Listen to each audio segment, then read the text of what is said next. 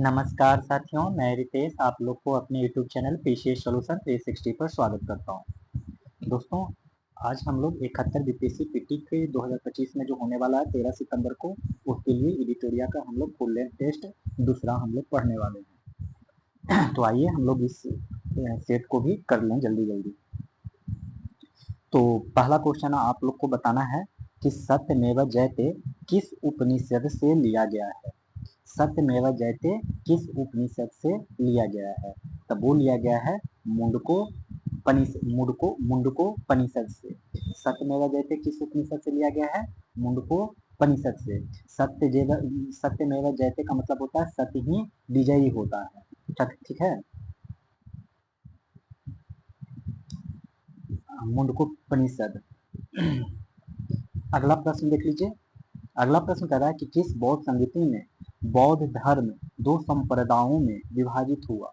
तो कौन सा संगीति में बौद्ध धर्म दो संप्रदायों में विभाजित हुआ, बताइए। तो वो हुआ विभाजित चौथा में। चौथा में दो संप्रदायों में विभाजित हो गया। ठीक है, और वो दो संप्रदाय क्या था? तो एक था महायान और दूसरा क्या था? हीनयान। महायान और हीनयान। और कौन से संगीति में चौथा संगीति में दो संप्रदायों में बट गया? और चौथा संगीति का काल जो रहा था, मतलब कहने का मतलब कहाँ हुआ था चौथा संगीति? तो कुंडलवन कश्मीर में। कुंडलवन कश्मीर में, ठीक है, और कश्मीर में, और कनिष्क के शासन काल में हुआ था। और इसके अध्यक्ष वसुमित्र थे। वसुमित्र, और कहीं कहीं आंसर में अश्वघोष भी रहेगा, तो इतनी बात आप याद रखिएगा। हड़प्पा के किस स्थल से खेल के मैदान के साक्ष्य मिले हैं? बताइए, हड़प्पा के किस स्थल से खेल के मैदान के साक्ष्य मिले हैं? तो वो कहाँ से मिले हैं? वो मिले हैं धौला वीरा से। कहाँ से? धौला वीरा से। नेक्स्ट प्रश्न देखिए और बताइए नेक्स्ट प्रश्न का आंसर। नेक्स्ट प्रश्न में कह रहा है कि उत्तर वैदिक काल में प्रजापति निम्नलिखित में से किसके मुख्य देवता थे? तो बताइए किसके मुख्य देवता थे? तब वो देवता थे प्रजापति, सृजन के देवता थे। किसके देवता थे? सृजन के देवता थे। अच्छा, ये यज्ञ के देवता को कौन से भगवान के नाम से जाना जाता था? तो अग्नि। यज्ञ के देवता कौन थे? अग्नि। और युद्ध के देवता कौन थे? तो इंद्र थे। युद्ध के देवता इंद्र।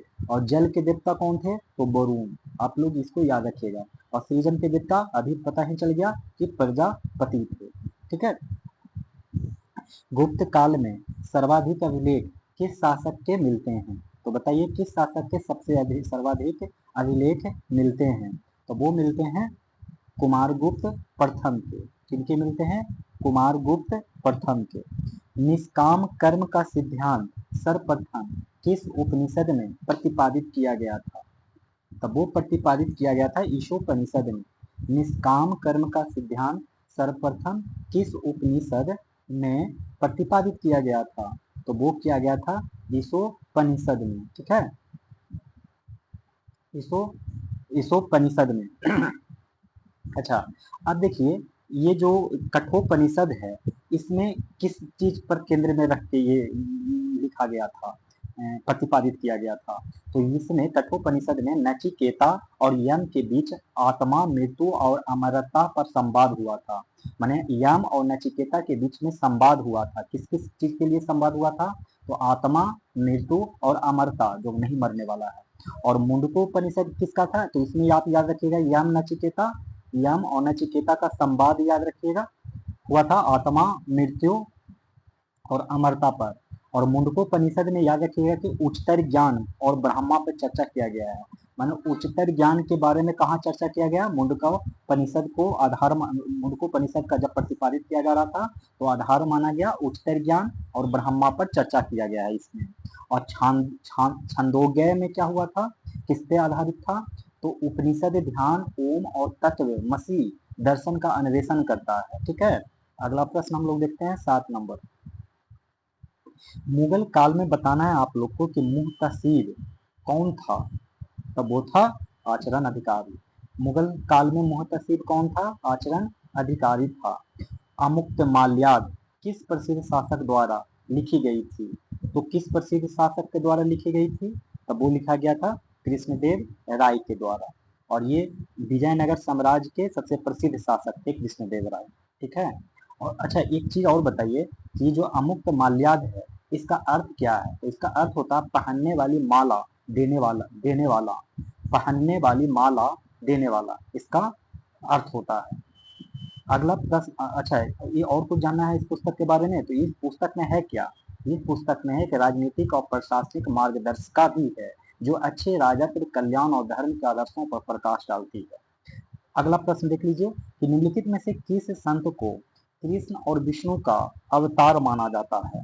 तब वो अवतार माना जाता है चैतन्य महाप्रभु को। निम्नलिखित में से किस संत को कृष्ण और विष्णु का अवतार माना जाता है? चैतन्य महाप्रभु को। ठीक है। अब हम लोग देखेंगे अगला प्रश्न। अगला प्रश्न कह रहा है कि निम्नलिखित में से कौन सही सुमेलित नहीं है? बताना है कि निम्नलिखित में से कौन सही सुमेलित नहीं है। तो चलिए बताइए कि कौन सुमेलित नहीं है।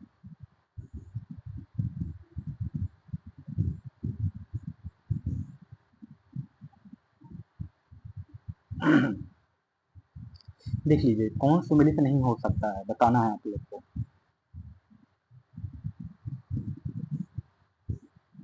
एक सेकंड, थोड़ा सा ऊपर वाला क्वेश्चन नहीं समझ लीजिए थोड़ा सा। मीराबाई, सॉरी, चैतन्य महाप्रभु के बारे में तो आपको बता ही दिए कि कृष्ण और विष्णु का अवतार माना जाता था।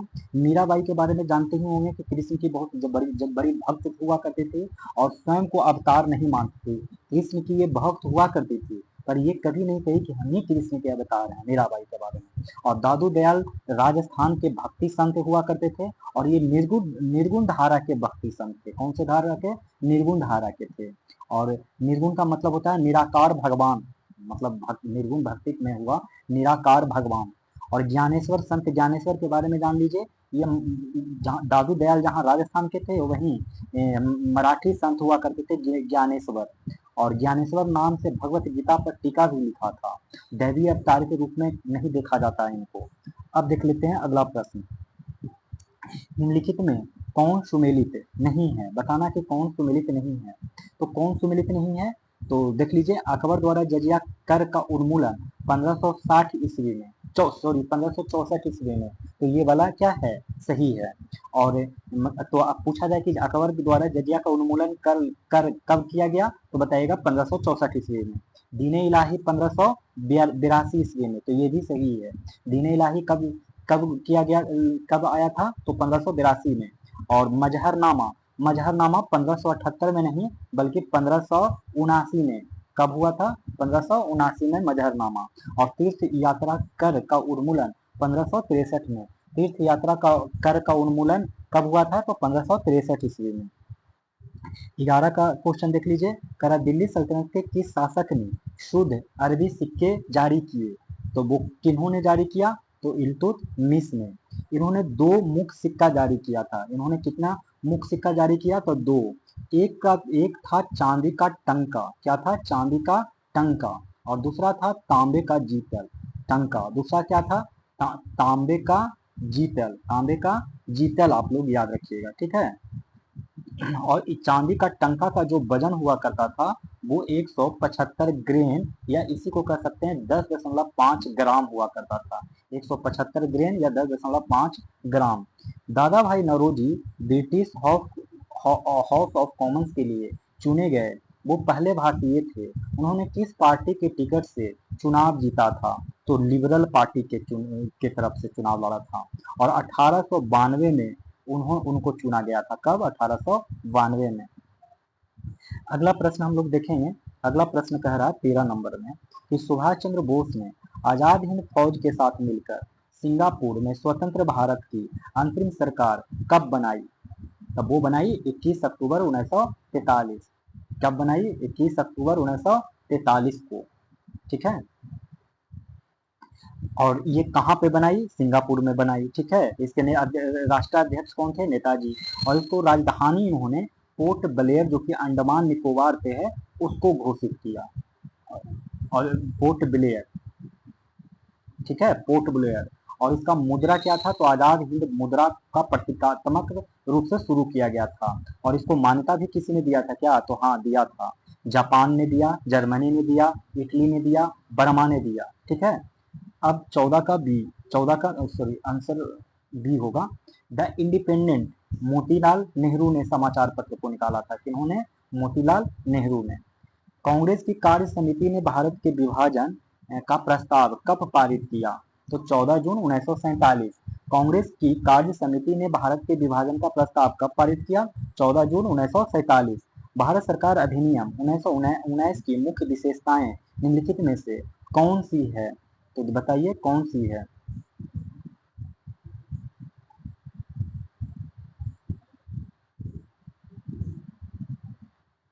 एक सेकेंड, ये तो जान गए कि इस क्वेश्चन को थोड़ा सा 15 में और आइए। ये तो जान गए कि कांग्रेस की कार्य समिति ने भारत के विभाजन का प्रस्ताव कब प्रस्तुत किया? तो ये प्रस्तुत किया 14 जून 1947 को। तो इसमें तो आपको कोई दिक्कत नहीं है। देख लीजिए, 3 जून 1947 को भी कुछ हुआ था। इस दिन माउंटबेटन योजना की घोषणा किया गया था। 3 जून 1947 को माउंटबेटन योजना की माउंटबेटन योजना की घोषणा किया गया था। विभाजन का प्रस्ताव सार्वजनिक किया गया। और 14 जून 1947 को तो जानते करते हैं कि कांग्रेस कार्य समिति ने विभाजन को स्वीकार करते हुए प्रस्ताव पारित किया। 3 जून को क्या हुआ? तो माउंटबेटन योजना का घोषणा हुआ, जिसमें विभाजन का प्रस्ताव सार्वजनिक किया गया। और 14 जून 1947 को क्या हुआ कि कांग्रेस कार्य समिति ने विभाजन को स्वीकार करते हुए प्रस्ताव पारित किया।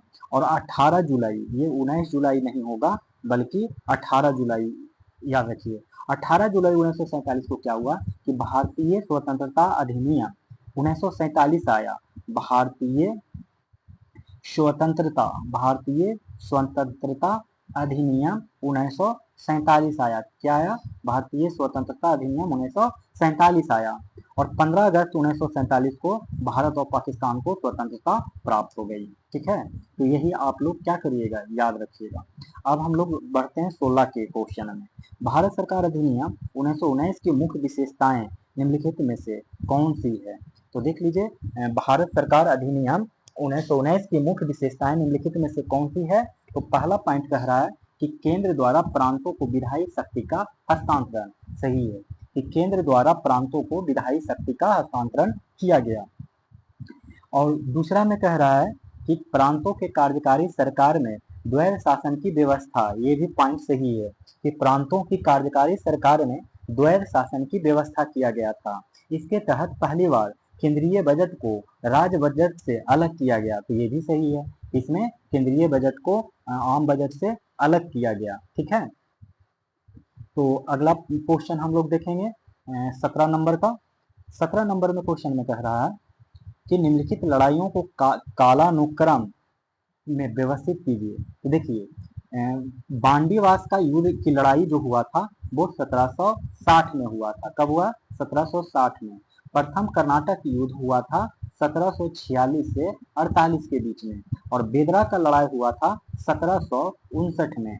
ठीक है, और प्रथम एंग्लो मैसूर युद्ध हुआ था 1767 से 69 के बीच में। तो आप ये बात याद रखिएगा। इस तरीके से देखा जाए, इसको क्रम में सजाइएगा तो पहले दूसरा हुआ था, प्रथम कर्नाटक युद्ध हुआ था, और फिर बेदरा का लड़ाई हुआ, और फिर बांडीवास का लड़ाई हुआ, और फिर प्रथम एंग्लो मैसूर युद्ध हुआ। ठीक है, बेलीजली की सहायक संधि को स्वीकार करने वाला दूसरा राज्य कौन सा था? तो वो था मैसूर।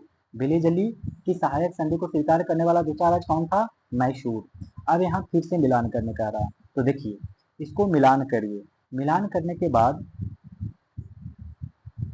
थोड़ा सा ये वाला मैं बता देता हूँ, एक चीज और रह जाइए।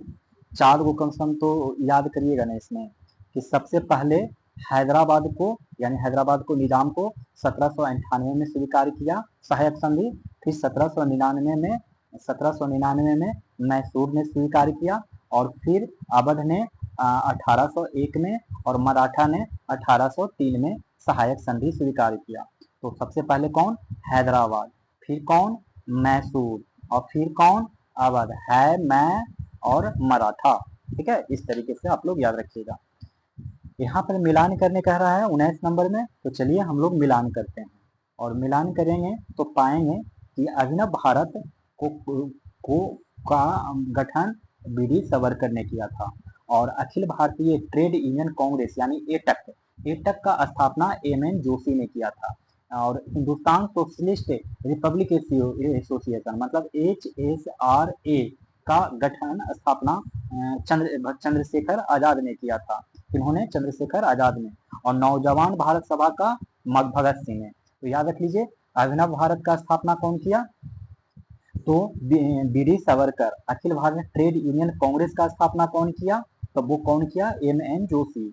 HSRA Hindustan social republican association का स्थापना चंद्रशेखर आजाद और नौजवान सभा का कौन किया तो वो किया भगत सिंह ने। इसके बारे में थोड़ा सा जान लीजिए ये पहले HRA हुआ करता था जो कि 1924 में स्थापना हुआ था। इसी का नाम बदल के HSRA कर दिया गया 1928 में। ठीक है और 1926 में भगत सिंह के द्वारा लाहौर में भगत सिंह ने नौजवान सभा को 1926 में स्थापना किया था। तो इतना बात आप लोग याद रखिएगा। और एटक जो कि एम एन जोशी ने स्थापना किया 1920 में और कहा बॉम्बे में। ठीक है और अभिनव भारत तो जानते करते हैं विनायक दामोदर और ये 1904 में। ठीक है पहले ये मित्र मेला हुआ करता था जिसको जो कि एक क्रांतिकारी गुप्त संगठन हुआ करता था जिसको आगे चल के अभिनव भारत के रूप में जाना जाने लगा। किस वायसराय के कार्यकाल में श्वेत विद्रोह हुआ था तो वो था लॉर्ड रिपन के काल में। लॉर्ड रिपन के काल में श्वेत विद्रोह हुआ था। अब हम लोग देखेंगे 21 नंबर का प्रश्न। 21 नंबर में कह रहा है कि बताइए कि इंडियन लीग की स्थापना किसके द्वारा की गई थी तब वो किया गया था शिशिर कुमार घोष के द्वारा 1875 में कलकत्ता में। 1875 में इंडियन लीग की स्थापना शिशिर कुमार घोष के द्वारा कलकत्ता में किया गया था। अब 22 नंबर का बताइए और थोड़ा सा और भी जान लीजिए कि सुरेंद्र नाथ बनर्जी और आनंद मोहन बोस ने मिलकर इन दोनों ने मिलकर बनाए थे इंडियन एसोसिएशन की स्थापना किए थे। किसकी इंडियन एसोसिएशन की स्थापना किए थे और आनंद मोहन बोस अकेले भारतीय समाज की स्थापना किए थे और सचिंद्र नाथ सन्याल अनुशीलन समिति पटना में स्थापना किए थे। और भारतीय समाज पूछे तो आनंद मोहन बोस भारतीय समाज आनंद मोहन बोस के बारे में। ठीक है ये हो गया। अगला प्रश्न कह रहा है कि भारतीय राष्ट्रीय कांग्रेस के किस अधिवेशन में सांप्रदायिक प्रतिनिधित्व की मांग स्वीकार की गई तो बताइए भारतीय राष्ट्रीय कांग्रेस के किस अधिवेशन में सांप्रदायिक प्रतिनिधित्व की मांग को स्वीकार की गई तो वो था 1916 के लखनऊ अधिवेशन में। 1916 के लखनऊ अधिवेशन में। ठीक है इसी में सांप्रदायिक प्रतिनिधित्व की मांग स्वीकार की गई और यही वो था दोस्तों जिसमें मुस्लिम लीग और कांग्रेस का संयुक्त अधिवेशन हुआ था। ठीक है अब कह रहा है कि इसमें कौन सा जोड़ी का संबंधित जोड़ी माने इससे संबंधित जोड़ी का चयन करें माने कौन इसमें जोड़ी जो है सही है ये बताइए। तो लॉर्ड डलहौजी बहादुर शाह द्वितीय के शासनकाल में थे ये बात बिल्कुल ही क्या है सही है। ठीक है बहादुर शाह द्वितीय के बारे में सही है। अब 24 नंबर का देखिए कह रहा है किसने गांधी जी को वन मैन बाउंड्री फोर्स कहकर संबोधित किया तो वो कहे थे माउंटबेटन ने। कौन कहे थे माउंटबेटन ने कहे थे। अब हम लोग 25 की तरफ बढ़ते हैं कि असहयोग आंदोलन के दौरान विदेशी कपड़ों को जलाने को एक निष्ठुर बर्बादी किसने घोषित किया तब वो घोषित किया रविंद्रनाथ टैगोर ने जब 1920 से 22 के टाइम पे कहा जब असहयोग आंदोलन चल रहा था। 26 नंबर का प्रश्न देखते हैं कह रहा है कि लॉर्ड डलहौजी द्वारा भारत में रेलवे लाइन बिछाने का मुख्य उद्देश्य क्या था तब वो था खानों को बंदरगाहों से जोड़ना। लॉर्ड डलहौजी द्वारा भारत में रेलवे लाइन बिछाने का मुख्य उद्देश्य क्या था तो खानों को बंदरगाहों से जोड़ना। भारतीय राष्ट्रीय कांग्रेस का 27वां अधिवेशन कहाँ आयोजित किया गया था तो वो आयोजित किया गया था बांकीपुर में। 27वां अधिवेशन भारतीय राष्ट्रीय कांग्रेस का कहाँ किया गया बांकीपुर में। और इसके अध्यक्ष कौन थे तो रघुनाथ मतलब RN मधुलकर याद रखिएगा RN मुधोलकर, ठीक है, मुधोलकर याद रखिएगा। और ये बांकीपुर कहाँ है, तो पटना में है, पटना बिहार में। झलकी की संधि निम्नलिखित में से किसके बीच हुई थी, तब वो हुआ था हैदराबाद के निजाम और बालाजी बाजीराव के बीच में, 1752 में हुआ था। कब हुआ था, 1792 में। झलकी की संधि किनके किनके बीच हुआ, तो हैदराबाद के निजाम के बीच और बालाजी बाजीराव के बीच में हुआ था, ठीक है। 29 नंबर की तरफ बढ़ते हैं। कह रहा है कि 1857 के विद्रोह को पूर्ण सिपाही विद्रोह किसने कहा था, तो वो कहा था लॉरेंस और सीले ने। 1857 के विद्रोह को पूर्ण सिपाही विद्रोह किसने कहा था, तो लॉरेंस और सीले ने। 1857 के विद्रोह के दौरान भारत में ब्रिटिश महिलाओं को समर्पित इन मेमोरियम पेंटिंग किसने बनाई थी, तब वो बनाई थी जोसेफ नोएल पैटर्न ने, जोसेफ नोएल पैटर्न ने, ठीक है, जोसेफ नोएल पैटर्न। और इसका शीर्षक क्या क्या था, इन मेमोरियम, और कलाकार कौन थे, जोसेफ नोएल पैटर्न। और ये कब बनाया गया था, ये बनाया गया था 1858 से 59 के बीच में, ठीक है। अब हम लोग देखेंगे 31 नंबर की तरफ। इतिहास खत्म हो गया यहाँ से। अब हम लोग बढ़ते हैं साइंस की तरफ। साइंस में देखिए क्वेश्चन सोल्व करिए। दाब का बताइए विमीय सूत्र होता है, कितना होता है दाब का विमीय सूत्र, तो वो होगा ml टू द पावर -1 और t टू द पावर -2 होगा। अब ये कैसे होगा, तो थोड़ा देख लीजिए। प्रेशर का फॉर्मूला होता है फोर्स बटा एरिया, इस तरीके से निकाल लीजिएगा। और फोर्स क्या होता है, मास इंटू एक्सीलरेशन, और एरिया क्या होता है, ए स्क्वायर, मतलब ये एरिया ए स्क्वायर। ये ए से ये ध्यान दीजिएगा, ये एरिया है और ये क्या है, एक्सीलरेशन। और एक्सीलरेशन क्या होता है, एक्सीलरेशन का यूनिट होता है मीटर पर सेकेंड स्क्वायर। देखिए यहाँ मास है, मास हो गया केजी, और एक्सीलरेशन क्या हो गया, मीटर पर सेकेंड स्क्वायर। और ध्यान दीजिए नीचे ए स्क्वायर मतलब मीटर स्क्वायर। तो इसको बढ़िया से अगर लिखिएगा तो KG metre divide by second square और गुना मीटर स्क्वायर।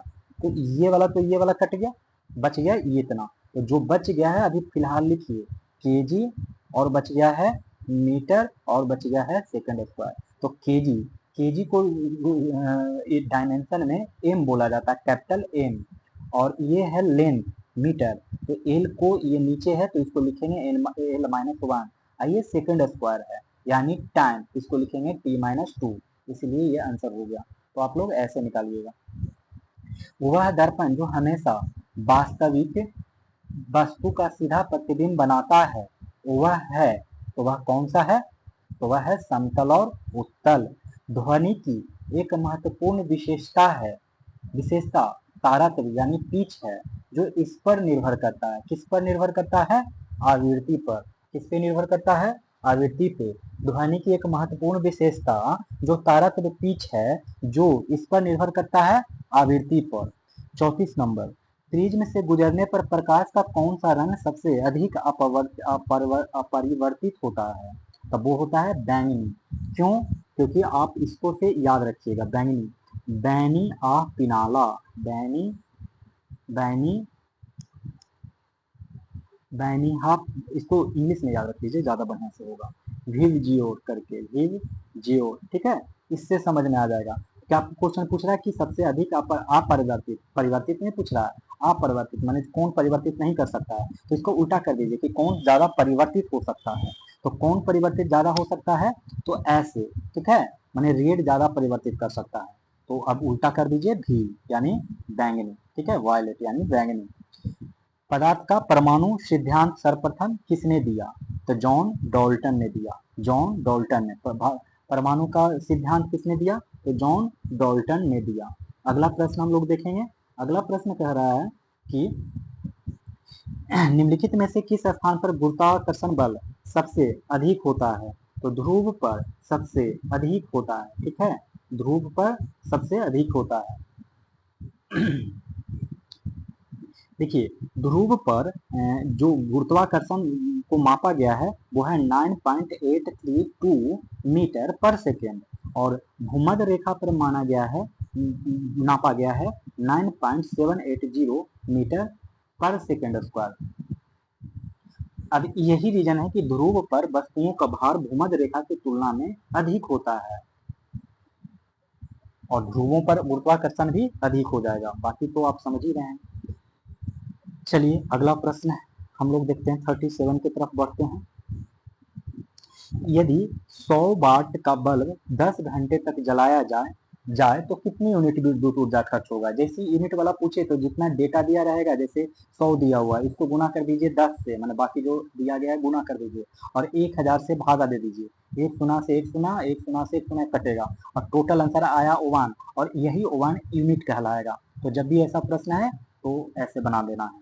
मस्टर्ड गैस का उपयोग किया जाता है रासायनिक युद्धों में। मस्टर्ड गैस का यूज किया जाता है रासायनिक युद्ध में। अंतरिक्ष यात्री, अच्छा मस्टर्ड गैस में क्या होता है, तो सल्फर मस्टर्ड भी कहा जाता है। मस्टर्ड गैस को सल्फर मस्टर्ड भी कहा जाता है और ये प्रथम विश्व युद्ध में देखने को मिला था।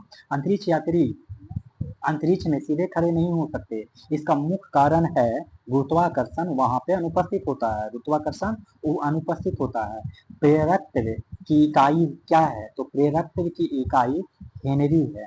प्रेरकत्व की इकाई क्या है, हेनरी है। ठीक है। अगला क्वेश्चन देखिए 41 नंबर कि निम्नलिखित में से किस तत्व में सबसे अधिक समस्थानिक हैं। तो सबसे अधिक समस्थानिक पोलोनियम में है। किसमें है, पोलोनियम में। ठीक है। लिथियम में कितना है, 8 समस्थानिक है और ऑक्सीजन में कितना है, 14 समस्थानिक है। यूरेनियम में 17 और पोलोनियम में 33 समस्थानिक है। तो सबसे ज्यादा समस्थानिक हो गया पोलोनियम में। अगला प्रश्न 42 नंबर की तरफ देखते हैं। नींबू के रस का पीएच मान क्या है, तब वो है 2.2। नींबू के रस का पीएच मान 2.2। ठीक है। इसमें साइट्रिक एसिड होता है नींबू में। 43 नंबर गैसोहोल मिश्रण है किसका, तब वो है 90% पेट्रोल और 10% अल्कोहल का। 90% पेट्रोल और 10% अल्कोहल। ग्रेफिन है तो वो है कार्बन का नैनो रूप। कार्बन का क्या है, नैनो रूप। कार्बन का नैनो रूप है ग्रेफिन। समान तापमान क्या कह रहा है, क्वेश्चन को ठीक से पढ़िए। समान तापमान तापमान और दबाव पर सभी गैसों में समान आयतन में अणुओं की संख्या समान होती है। यह किस नियम के अंतर्गत आता है, तो वो आता है एवोगाड्रो के नियम के अंतर्गत। समान तापमान और दबाव पर सभी गैसों में समान आयतन में अणुओं की संख्या समान होती है। यह किस नियम के अंतर्गत आता है, तो एवोगाड्रो नियम। कार्नेटाइट कार्नेटाइट किस धातु का अयस्क या खनिज है, तो वो है यूरेनियम का। यूरेनियम का। अगला प्रश्न देखिए। अगला प्रश्न कह रहा है कि एल्काइन का अणुसूत्र क्या है, तो एल्काइन का अणुसूत्र है CnH2n-2 और एल्केन का ये CnH2n+2 ये एल्केन का है। किसका है, एल्केन का। और ये है अल्कीन का, एल्कीन का। ठीक है। और ये है अल्काइन का, एल्काइन का।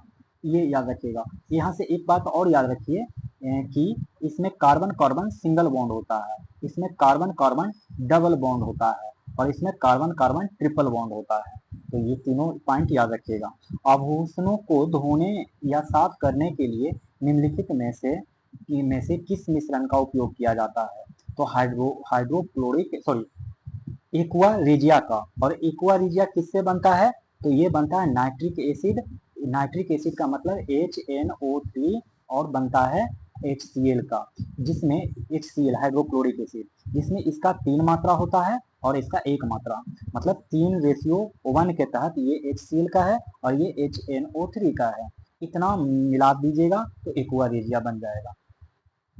किसी तत्व को पीट कर किसी तत्व को पीट कर पतली चादर बनाई जाती है, वह तत्व होगा, तो वह तत्व धातु होगा।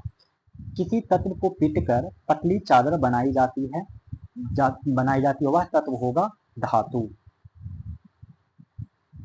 कोलाइडल विलयनों का शुद्धिकरण निम्नलिखित में से किस विधि से नहीं किया जा सकता है, तो इलेक्ट्रोलिसिस से नहीं किया जाता है। बाकी इस तीनों से इलेक्ट्रोडायलिसिस डायलिसिस सूक्ष्म निस्पंदन से किया जा सकता है। ठीक है। ये असल में इलेक्ट्रोलिसिस एक रासायनिक प्रक्रिया है जिसमें विद्युत धारा का उपयोग गैर सहज प्रतिक्रिया को चलाने के लिए किया जाता है, न कि कोलाइड से अशुद्धियों को अलग करने के लिए। अगला प्रश्न, याददाश्त का संबंध मस्तिष्क के निम्न में से किस भाग से है? तो सेरेब्रम भाग से है। किस भाग से है? सेरेब्रम से है। अब हम लोग देखेंगे अगला प्रश्न 52 नंबर का, देख लीजिए क्या कह रहा है 52 नंबर का प्रश्न। 52 नंबर में कह रहा है कि सूची को मिलाइए और सूची को मिला के बताइए कि सही कथन क्या है। तो देखिए, विटामिन B7 का मिलान होगा बालों के झड़ना से। अगर बाल का झड़ रहा है तो समझ जाइए कि आपके शरीर में विटामिन B7 की कमी है। और वैसे ही विटामिन B12 की अगर कमी हो जाए तो इंसान को पर्णाशी अरक्तता हो जाता है। मतलब जब तक रक्त निकल रहा है तो समझ जाइए कि वो निकलता ही रहेगा। और विटामिन B7 को बायोटीन भी कहा जाता है। क्या कहा जाता है इसका मतलब केमिकल नेम? तो बायोटीन। और B12 का कोवालामीन नाम है। क्या नाम है? कोवालामीन नाम है। ठीक है। और देखिए, और विटामिन B12 की कमी हुआ तो पर्णाशी अरक्तता होगा, और विटामिन ई की कमी हुआ तो वो आपको बांझपन उत्पन्न कर देगा। विटामिन ई को बांझपन उत्पन्न कर देगा। ठीक है। और विटामिन के कमी से रक्त के थक्का जमने में प्रॉब्लम होगा। विटामिन के कमी हुआ तो क्या होगा? रक्त के थक्का जमने में कठिनाई होगा। तो इसका आंसर ए हो जाएगा। 53 नंबर का अगर देखा जाए, 53 नंबर में तो क्या हो जाएगा देखते हैं। कह रहा है एड्स के निम्नलिखित में से कौन सा परीक्षण किया जाता है एड्स के लिए? तो पीसीआर किया जाता है, रीपा नहीं किया जाता है, CD4 किया जाता है, एलिसा किया जाता है। तो एड्स का परीक्षण के लिए कितना हो गया? पीसीआर, CD4 और एलिसा। ठीक है। अब पीसीआर का मतलब हो गया पॉलीमेराइज चैन रिएक्शन। ठीक है। और CD4 सेल काउंट का उपयोग भी किया जाता है। और रीपा, इस रीपा का मतलब हो गया आई RIPA। ठीक है। अगला प्रश्न, निम्नलिखित का मिलान करें। तो मिलान करने पर पता चलेगा कि हैजा हैजा किससे फैलता है? तो विविरियो कोलेरी से फैलता है। हैजा किससे फैलता है? तो विविरियो कोलेरी से। टीबी किससे फैलता है? तो टीबी फैलता है माइकोबैक्टीरियम तपेदिक से। माइकोबैक्टीरियम तपेदिक से। निमोनिया किससे फैलता है? तो डिप्लोकोकस न्यूमोनिया से। टेटनस किससे फैलता है? तो क्लोस्ट्रीडियम टेटानी से। टेटनस किससे फैलता है? तो क्लोस्ट्रीडियम टेटानी से।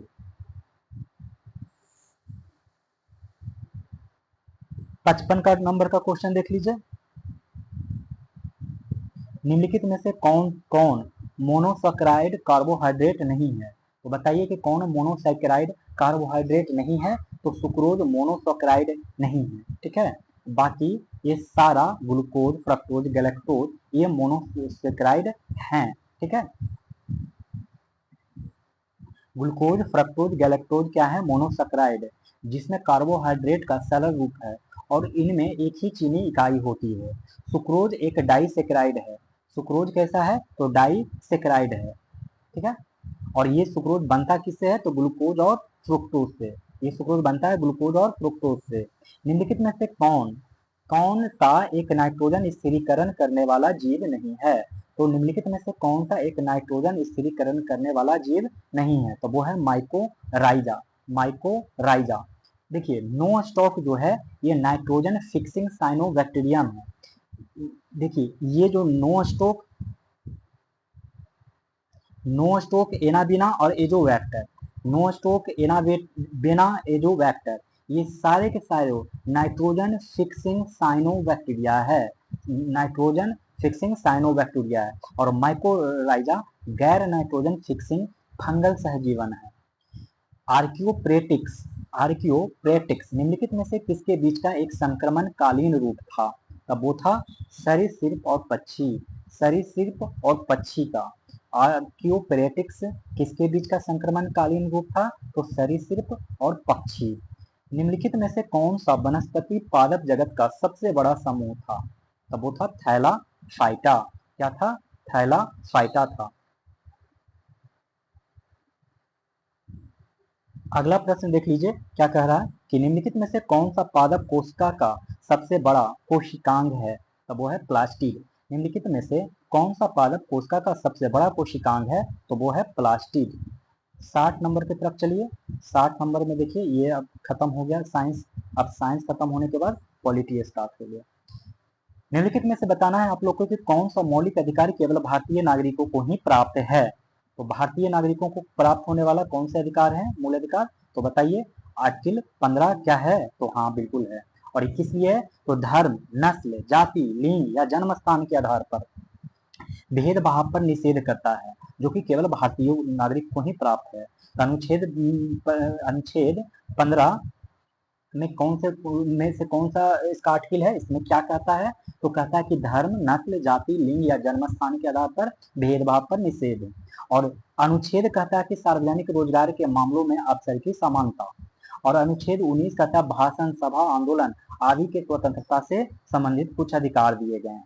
ठीक है, ये तीनों ही विदेशियों को नहीं दिया गया है, सिर्फ और सिर्फ भारतीय नागरिक को प्राप्त है। भारत में बताना है आपको कि पर्यावरण संरक्षण अधिनियम कब पारित किया गया? 1986 में। पर्यावरण संरक्षण अधिनियम 1986 में। अब बताना है कि सर्वोच्च न्यायालय किस क्षेत्राधिकार के अंतर्गत रिट जारी करता है? मूल क्षेत्राधिकार के अंतर्गत। किसके अंतर्गत? मूल क्षेत्राधिकार के अंतर्गत रिट जारी करता है। 63 नंबर, भारत के कैग यानी नेता यानी कि नियंत्रक एवं महालेखा परीक्षक के संदर्भ में आप लोग को बताना है। मैंने कैग के बारे में बताइए कि कौन सा कथन सही है। तो इसका कार्यकाल कैग का 6 वर्ष या 62 वर्ष की आयु तक हो, जो भी पहले हो जाता हो वही है। तो कैग का कार्यकाल कब से कब तक का है? तो 6 वर्ष या 62 वर्ष की आयु तक।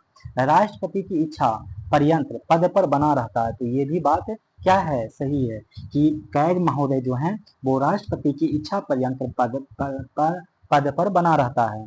और इसके वेतन और सेवा की अन्य शर्तें राष्ट्रपति द्वारा निर्धारित की जाती है। तो ये भी बिल्कुल सही है, यानी इसमें से सारे पॉइंट सही हो जाएगा। ठीक है, सारे पॉइंट यानी उपरोक्त सभी सही हो जाएगा। अब हम लोग देखेंगे 64 नंबर, खुला परिसंचरण तंत्र किसमें पाया जाता है? तो वो पाया जाता है कॉकरोच में। खुला परिसंचरण तंत्र कॉकरोच में। भारतीय संविधान का कौन सा भाग आयरलैंड के संविधान से लिया गया है? तो बताइए आयरलैंड के संविधान से कौन सी चीज को लिया गया है? राज्य के नीति निर्देशक सिद्धांत यानी डीपीएसपी लिया गया है। राष्ट्रपति के निर्वाचन की प्रक्रिया भी लिया गया है आयरलैंड से। और राज्यसभा के लिए सदस्यों का नामांकन भी लिया गया है। राज्यसभा के लिए सदस्यों का नामांकन, राष्ट्रपति की निर्वाचन प्रक्रिया, राज्य के नीति निर्देशक सिद्धांत भारत के संविधान में आयरलैंड से ही लिया गया है। 66 में देख लीजिए क्या कह रहा है कि निम्नलिखित में से कौन सा समिति चुनाव सुधारों से संबंधित है? तो देखिए चुनाव सुधारों से संबंधित दिनेश गोस्वामी है समिति है, इंद्रजीत गुप्ता समिति है और बोहरा समिति है। दिनेश गोस्वामी समिति जो कि आया था 1990 में, इंद्रजीत समिति जो आया था 1998 में, और बोहरा समिति जो आया था 1993 में। ठीक है, 93 में। ओम प्रकाश समिति नहीं है चुनावों से संबंधित। तो 1990 में दिनेश गोस्वामी समिति, 1998 में या 1993 में पहले देख लीजिए बोहरा समिति, माने दिन भर बोरा में बोहरा से बोरा याद रख लीजिए। दिन भर बोरा में इंद्र को सोना पहुंचाते रहिए, इंद्र को चुन चुन के, मतलब बोरा में क्या होता है ऐसे याद रख लीजिए। इंद्र को बनाना है राजा, जब राजा बनाइएगा तो हमारा देश में डेमोक्रेसी है, तो डेमोक्रेसी में राजा बनने के लिए लोग क्या करते हैं? वोटर्स को अपने बोरा में भर भर के पैसा देते हैं। तो इंद्र दिन भर बोरा में भर भर के पैसा दिए और ये खुद को बोले कि हम जीत गए। बताइए, ऐसे आपको बस याद करने का तरीका। ये दिन भर 1990 में दिन किए और 1993 तक दिन भर बोरा में पैसा देते रहे और फाइनली 1998 में क्या बन गए? वो इंद्रजीत बन गए। तो थोड़ा बहुत इस तरह से याद कर लीजिएगा तो थोड़ा अच्छा रहेगा। किस संविधान संशोधन द्वारा एक ही व्यक्ति को दो से अधिक राज्यों का राज्यपाल बनने का प्रावधान किया गया है? तो वो किया गया 7वां संविधान संशोधन के द्वारा। 7वां संविधान संशोधन 1956 में आया था। ठीक है, और ये 153 में एक प्रावधान जोड़ा गया, 153 में एक प्रावधान जोड़ा गया था। ठीक है, अगला, राज्यपाल द्वारा जारी अध्यादेशों के लिए अनुमोदन आवश्यक है विधानसभा से। कहां से? विधानसभा से। और ये वर्णित है आर्टिकल संख्या 213 में। आर्टिकल संख्या 213 में वर्णित है कि राज्यपाल द्वारा जो भी अध्यादेश जारी किया जाएगा उसका अनुमोदन विधानसभा से होना आवश्यक है। तो 69 नंबर की तरफ बढ़िए, क्वेश्चन देखिए जल्दी जल्दी। अब 68 हो गया है, 69 नंबर। 69 नंबर में कह रहा है क्वेश्चन कि क्या कह रहा है, हाँ, कि भारत में संसदीय सरकार की विशेषताएं निम्नलिखित है। भारत में संसदीय सरकार की विशेषताएं निम्नलिखित है, इसके सही कथन बताइए। तो देखिए सही कथन देखते हैं। पहला कह रहा है कि मंत्री परिषद सामूहिक रूप से उच्च सदन, उच्च सदन बोले तो राज्यसभा, क्या? राज्यसभा उच्च सदन को कहा जाता है। तथा जितने भी मंत्री परिषद होते हैं सामूहिक रूप से राज्यसभा के प्रति उत्तरदायी होती हैं। बिल्कुल नहीं, ये उच्च सदन नहीं होता है, बल्कि निम्न सदन लोकसभा के प्रति उत्तरदायी होता है। ठीक है, जितने भी मंत्री परिषद होते हैं सामूहिक रूप से लोकसभा के प्रति उत्तरदायी होते हैं। तो ये तो कथन गलत है। दूसरा कह रहा है कि संसद पर बने बिना कोई व्यक्ति 6 महीने तक एक तक ही मंत्री पद पर रह सकता है। बिल्कुल, बहुत सारे मंत्री बन सकते हैं, मतलब, लेकिन वो 6 महीने तक बने रह सकते हैं बिना कोई सदस्य लिए हुए संसद का। मंत्री अपना पद ग्रहण करने से पहले लोकसभा के अध्यक्ष के समक्ष शपथ लेता है? नहीं, मंत्री राष्ट्रपति के समक्ष शपथ लेते हैं। देखिए दो तरीके का होता है। जैसे मान के चलिए आप बन गए लोकसभा के मेंबर, लोकसभा के मेंबर यानी आप एमपी बन गए। तो जब आप एमपी बन जाइएगा ना, तो लोकसभा के जो स्पीकर होंगे उनके समक्ष आपको लेना होगा क्या? लोकसभा के स्पीकर के सामने लेना होगा आपको शपथ। लेकिन अगर आपको एमपी से अब मंत्री बना दिया जाता है, तो मंत्री बनते ही आप राष्ट्रपति महोदय से के सामने शपथ लेंगे। ठीक है, राष्ट्रपति। तो ये होगा, इस प्रकार से ये गलत। राष्ट्रपति भारत में वास्तविक कार्यकारी होता है? नहीं, राष्ट्रपति नाम मात्र के कार्यकारी होते हैं। एक्चुअली राष्ट्रपति संवैधानिक कार्यकारी होते हैं, नाम मात्र के। वास्तविक कार्यकारी शक्ति का प्रयोग तो हमारे प्रधानमंत्री मोदी जी करते हैं। गन्ने का, अब देखिए इकोनॉमिक्स, गन्ने का उचित एवं लाभकारी मूल्य यानी एफआरपी किसके द्वारा अनुमोदित किया जाता है? तब वो किया जाता है आर्थिक मामलों की मंत्रिमंडलीय समिति। गन्ने का उचित एवं लाभकारी मूल्य किसके द्वारा अनुमोदित किया जाता है? तो आर्थिक मामलों के मंत्रिमंडलीय समिति। निम्नलिखित में से कौन सा आरबीआई आरबीआई की मौद्रिक नीति का मात्रात्मक उपकरण है? देखिए मात्रात्मक कह रहा है, मात्रात्मक का मतलब मात्रात्मक, गुणात्मक नहीं कह रहा, मैंने क्वांटिटिव, क्वांटिटिव के बारे में बोल रहा है। तब वो हो जाएगा वैधानिक तरलता अनुपात, नकद आरक्षित अनुपात और खुले बाजार की प्रक्रिया। क्या हो जाएगा? वैधानिक तरलता अनुपात, नकद आरक्षित अनुपात और खुले बाजार की प्रक्रिया। अगला प्रश्न देखेंगे 72 नंबर।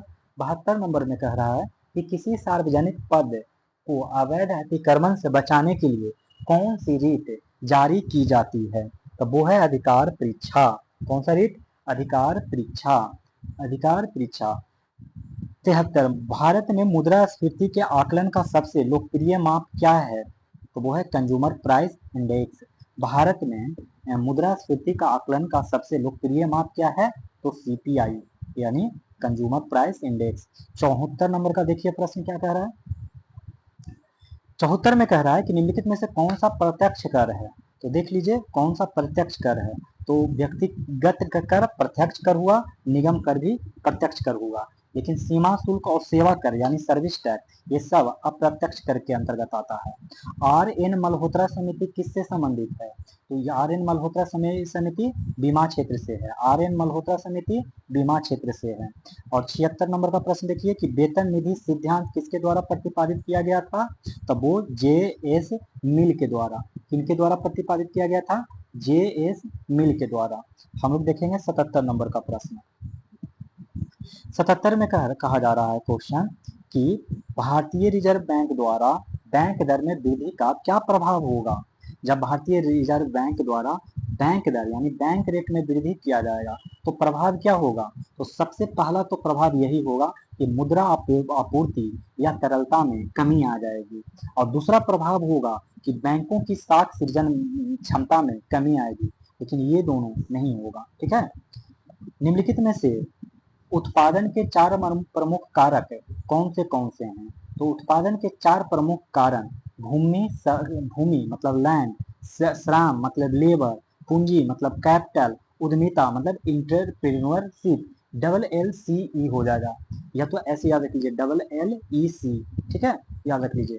दुनिया का सबसे बड़ा कोयला निर्यात बंदरगाह न्यू कैसल, क्या है? न्यू कैसल बंदरगाह किस देश में स्थित है? तो वो देश जो है दोस्तों ऑस्ट्रेलिया है। न्यू कैसल कहाँ है? ऑस्ट्रेलिया। और ये कोयला निर्यात का सबसे बड़ा बंदरगाह है। निम्नलिखित में से कौन सा भारत सरकार का राजकोषीय नीति का उद्देश्य नहीं है? निम्नलिखित में से कौन सा भारत सरकार की राजकोषीय नीति का उद्देश्य नहीं है, ये बताना है। तो ये हो जाएगा अंतरराज्यीय व्यापार का विनियमन। निम्नलिखित में से कौन सा भारत सरकार के राजकोषीय नीति का उद्देश्य नहीं है? तो अंतरराज्यीय व्यापार का विनियमन। 81 नंबर का प्रश्न देख लीजिए, करा राजस्व घाटे की तुलना में राजकोषीय घाटा हमेशा होगा, तब वो हमेशा होगा अधिक। राजस्व घाटे की तुलना में राजकोषीय घाटा हमेशा होगा अधिक। उत्तर से दक्षिण की ओर, अब ज्योग्राफी से प्रश्न आ गया है, तो कह रहा है कि बताना है आप लोग को कि उत्तर से दक्षिण की ओर नीचे दी गई पहाड़ियों का सही क्रम, मानो उत्तर से, ये इंडिया का नीचे वाला पार्ट हो गया दक्षिण भारत, प्रायद्वीपीय भारत, और उसमें उत्तर से बता रहा है। तो सबसे पहले तो नल्ला मलाई होगा, नल्ला मलाई, और फिर हो जाएगा, सॉरी, नल्ला मलाई, फिर जवादी की पहाड़ी हो जाएगा, और फिर नीलगिरी पहाड़ी, और फिर अन्नामलाई पहाड़ी। एन जे एन ए याद रखिएगा, NJNA, इस तरीके से, माने नल्ला मलाई सबसे पहले आएगा, और फिर नल्ला मलाई, फिर जवादी, फिर नीलगिरी, फिर अन्नामलाई। ठीक है, नल्ला मलाई पहाड़ी जो है आंध्र प्रदेश में स्थित है। नल्ला मलाई कहाँ है? तो आंध्र प्रदेश में है। और जवादी हिल्स कहाँ है? तो तमिलनाडु में है। जवादी हिल्स कहाँ है? तो तमिलनाडु में। नीलगिरी तमिलनाडु, केरल और कर्नाटक, तमिलनाडु, केरल और कर्नाटक के बॉर्डर पे है नीलगिरी। और अन्नामलाई, अन्नामलाई तमिलनाडु और केरल में पश्चिमी घाट के दक्षिण भाग में है। ठीक है, तो इतना याद रख लीजिएगा। 38वीं समानांतर रेखा किन दो देशों के बीच में स्थित है? जरा ये भी बता दीजिए। ये उत्तर कोरिया और दक्षिण कोरिया के बीच में है। अगला, 3 जनवरी को ऊक सौर, जिसको पेरीहेलियन की घटना घटित होती है, यह क्या दर्शाता है? तो ये क्या दर्शाएगा, जरा आप ही लोग बताइए। ये दर्शाता है इस दिन पृथ्वी की सूर्य से दूरी सबसे कम होती है। ठीक है, इस दिन पृथ्वी की सूर्य से दूरी सबसे कम होती है। थोड़ा सा 83 पे एक बार वापस आते हैं, और 38वीं समानांतर रेखा के बारे में मैंने बताया, उत्तर कोरिया और दक्षिण कोरिया। जरा आप बताइए, तो उत्तरी वियतनाम और दक्षिणी वियतनाम कौन सा समानांतर रेखा बांटती है? तो 17वीं पैरेलल लाइन। और अमेरिका और कनाडा के बीच में याद रखिएगा 49। ठीक है, जर्मनी फ्रांस में कोई ऐसा विभाजन नहीं होता है। तो अमेरिका कनाडा 49, उत्तरी वियतनाम दक्षिणी वियतनाम 17वीं। और 3 जनवरी वाला में तो मैंने बता ही दिया कि इस दिन पृथ्वी की सूर्य की दूरी सबसे कम होती है। भारत में सबसे बड़े भाग में किस प्रकार का वन पाया जाता है? तो ये कौन सा वन पाया जाता है? तो उसमें कटिबंधीय पर्णपाती पाया जाएगा। ठीक है, उसमें कटिबंधीय पर्णपाती। 85 का क्वेश्चन हो गया ना, अब 86 की तरफ बढ़ते हैं। 86 का क्वेश्चन क्या कह रहा है, ज्योग्राफी से ही है। अब देखिए, ग्रेनाइट एक आग्नेय चट्टान है, इसका रूपांतरित रूप है, इसका रूपांतरित रूप नीस है। क्या है? नीस है।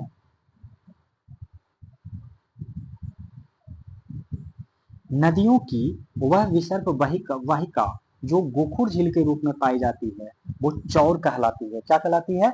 चौर, चौर कहलाती है।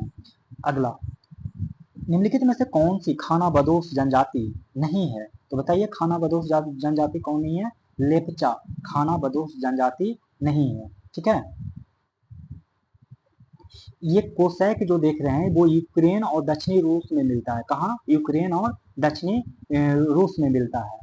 और ये खानाबदोश योद्धा समुदाय से हैं, यानी युद्ध ज्यादा ये करते हैं, और यूरेशियन के मैदानों में ये घूमते रहते हैं, और ये घुड़सवारी और सैन्य कौशल के लिए जाने जाते हैं। ठीक है, और मसाई के बारे में अगर जाना जाए आपको, तो ये पूर्वी अफ्रीका यानी केनिया और तंजानिया से संबंधित हैं, यानी इस क्षेत्र में ये देखने को मिलते हैं। और लेप्चा हैं तो इंडिया के सिक्किम, दार्जिलिंग और पूर्वी नेपाल और भूटान के कुछ हिस्से में आपको मिल जाएंगे, जो कि कृषि करते हैं और इनका अस्थायी घर होता है, इसलिए खानाबदोश जनजाति नहीं है। लेकिन पिग्मी की बात करें तो ये कांगो बेसिन में पाए जाते हैं, ठीक है, और ये वनवासी होते हैं। लंबी रेडियो तरंग पृथ्वी के वायुमंडल कि किस परत से परावर्तित होती है, तो आयन मंडल से परावर्तित होकर वापस आ जाती है। परमाणु ऊर्जा संयंत्रों और उनके स्थान के बारे में कौन सा विकल्प सही नहीं है, तो बताइए कौन सा विकल्प सही नहीं है। तो काकरापार कर्नाटक में नहीं होगा, काकरापार कहाँ होगा, तो गुजरात में। काकरापार कहाँ होगा, गुजरात में होगा। बाकी कोटा राजस्थान में, तारापुर महाराष्ट्र में, नरोड़ा उत्तर प्रदेश में। कोटा राजस्थान में, तारापुर महाराष्ट्र में और नरोड़ा उत्तर प्रदेश में। अगला प्रश्न देख लीजिए। अगला प्रश्न कह रहा है कि निम्नलिखित में से कौन सा देश स्थलरूढ़ देश नहीं है, तो वो रूस स्थलरूढ़ देश नहीं है। बाकी रूस होगा, हाँ सही तो है। बाकी अफगानिस्तान, मंगोलिया, बुल्गारिया ये तीनों ही स्थलरूढ़ देश हैं। स्थलरूढ़ देश का मतलब होता है कि इसकी सीमा समुद्र तट से नहीं मिलती हो, और रूस का सीमा तो बहुत ज्यादा समुद्र तट से मिलता है, लेकिन अफगानिस्तान का सीमा, मंगोलिया, बुल्गारिया का सीमा समुद्र तट से नहीं मिलता है।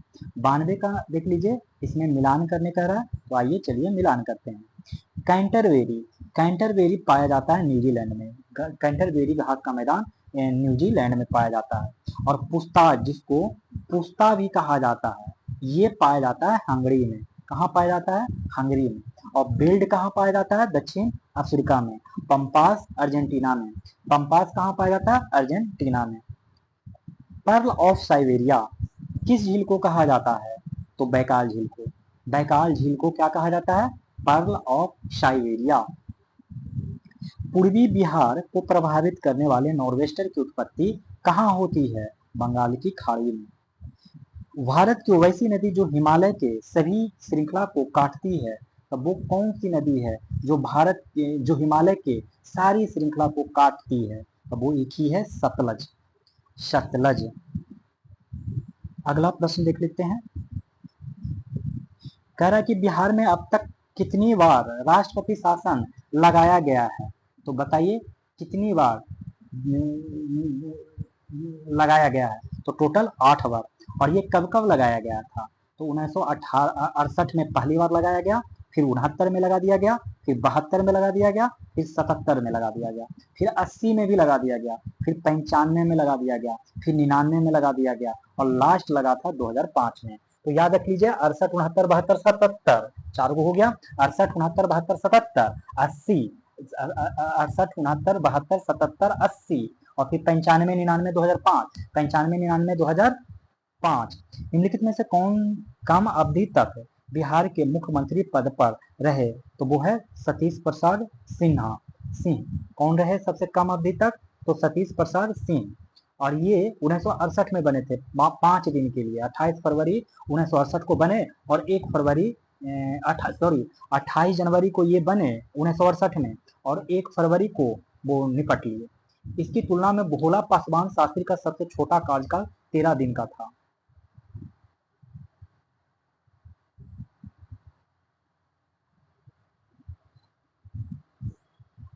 भोला पासवान शास्त्री का 13 दिन का, सतीश प्रसाद सिंह को 5 दिन का।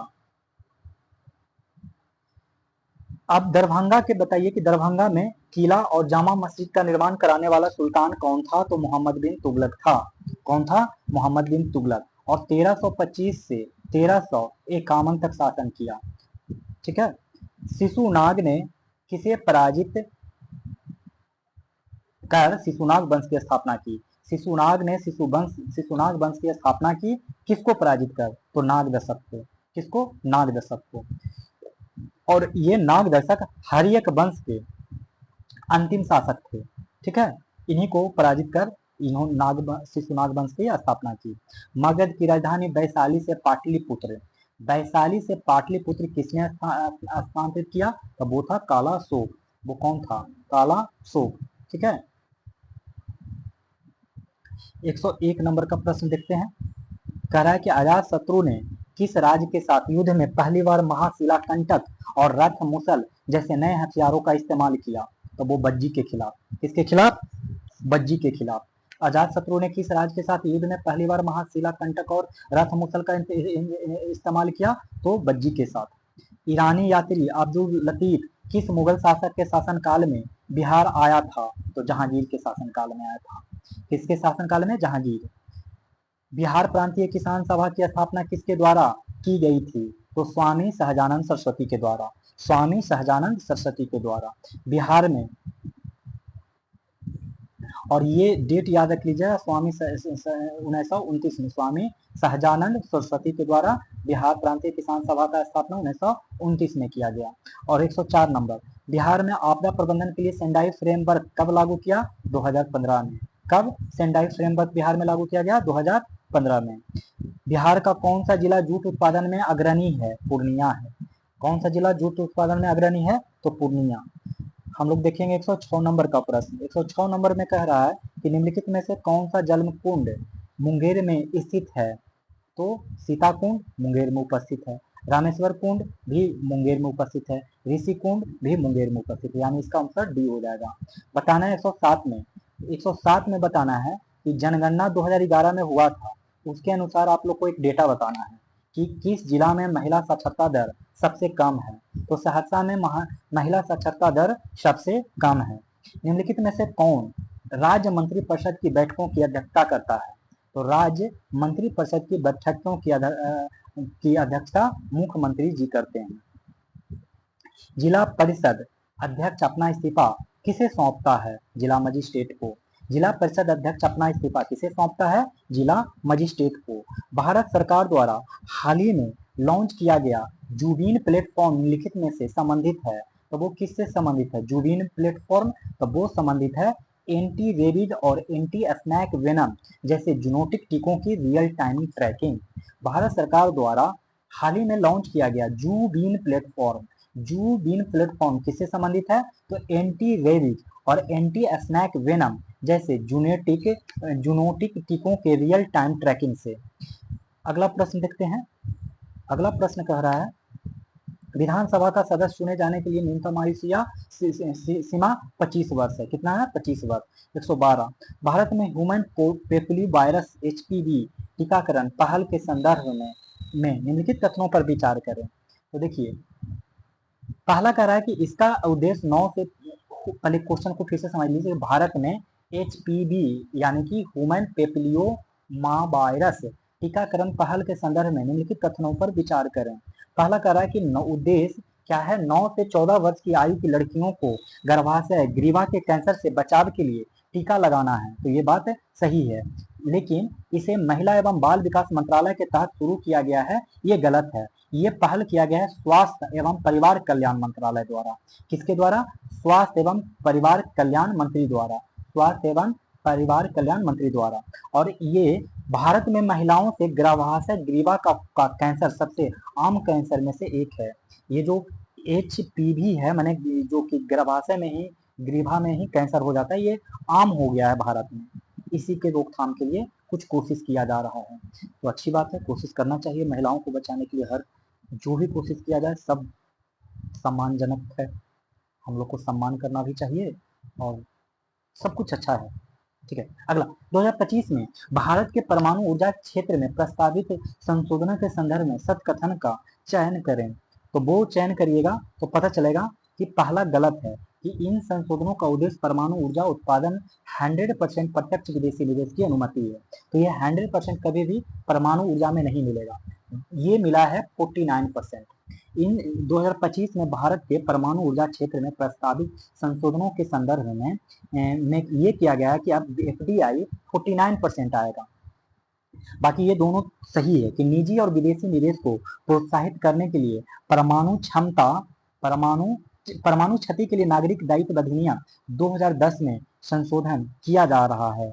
देखिए 2025 में एक संशोधन हुआ है पर भारत के परमाणु ऊर्जा के क्षेत्र में, जिसमें एफडीआई को 49% की अनुमति दिया गया है और जिसमें निजी और विदेश निवेश को प्रोत्साहित करने के लिए परमाणु क्षति के लिए नागरिक दायित्व अधिनियम 2010 में संशोधन किया जा रहा है और परमाणु ऊर्जा अधिनियम 1962 है वर्तमान में परमाणु ऊर्जा में निजी क्षेत्र की भागीदारी को प्रतिबंधित करता है।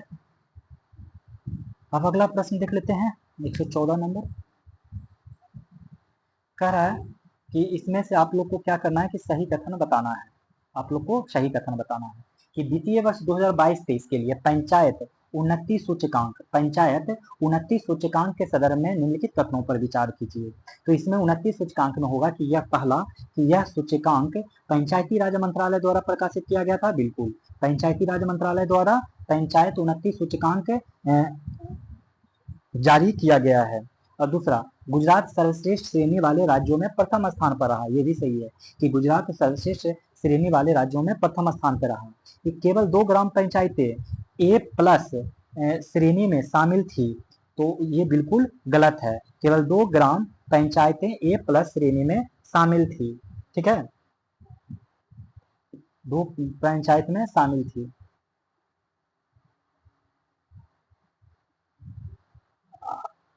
हाँ, तो देखिए क्या कह रहा है कि ये वाला गलत है। इसमें पंचायत ए श्रेणी के में कोई भी ग्राम पंचायत शामिल नहीं था। इसमें कोई भी ग्राम पंचायत शामिल नहीं था। बाकी ये दोनों पॉइंट सही है। नीति आयोग द्वारा जारी राजकोषीय स्वास्थ्य सूचकांक 2025 के संदर्भ में निम्नलिखित कथनों पर विचार कीजिए और विचार करने के बाद आप लोग को बताना है सही कथन। तो देखिए, नीति आयोग द्वारा जारी एक सूचकांक किया गया है, राजकोषीय स्वास्थ्य सूचकांक 2025। उसमें कहा गया है कि उड़ीसा ने सूचकांक में शीर्ष स्थान हासिल किया है। बिल्कुल सही। तो क्या किया है? शीर्ष स्थान हासिल किया है। दूसरा कह रहा है बिहार शीर्ष 5 प्रदर्शन करने वाले राज्यों में शामिल रहा है। तो ऐसा नहीं हुआ है, ये दूसरा गलत है। बिहार शीर्ष 5 में नहीं बल्कि बिहार का स्थान 13वां नंबर पे है। कितने नंबर पे? 13वां नंबर पे। और इसका तीसरा पॉइंट सही है कि यह सूचकांक राजकोषीय घाटे, ऋण स्तर और राजस्व प्रदर्शन के आधार पर राज्यों का आकलन करता है। ठीक है, राज्यों का आकलन करता है। अगला प्रश्न देखिए कि हाल ही में यूनेस्को के विश्व स्मृति रजिस्टर में किन 2 प्राचीन भारतीय ग्रंथों को शामिल किया गया? तब वो किया गया भगवत गीता और नाट्य शास्त्र। हाल ही में यूनेस्को के विश्व स्मृति रजिस्टर में किन 2 प्राचीन भारतीय ग्रंथों को शामिल किया गया? तो भगवत गीता और नाट्य शास्त्र। 117 नंबर, युगे युगीन के बारे में आपने सुने होंगे। ठीक है, युगे युगीन के बारे में, ये भारत राष्ट्रीय संग्रहालय है, इसके संदर्भ में विचार करिए। तो पहले तो जान लीजिए कि युगे युगीन सेंट्रल विस्टा पुनर्विकास परियोजना के भाग के रूप में विकसित है। बिल्कुल सही। और यह नई दिल्ली के ऐतिहासिक उत्तर और दक्षिण ब्लॉक में स्थित होगा।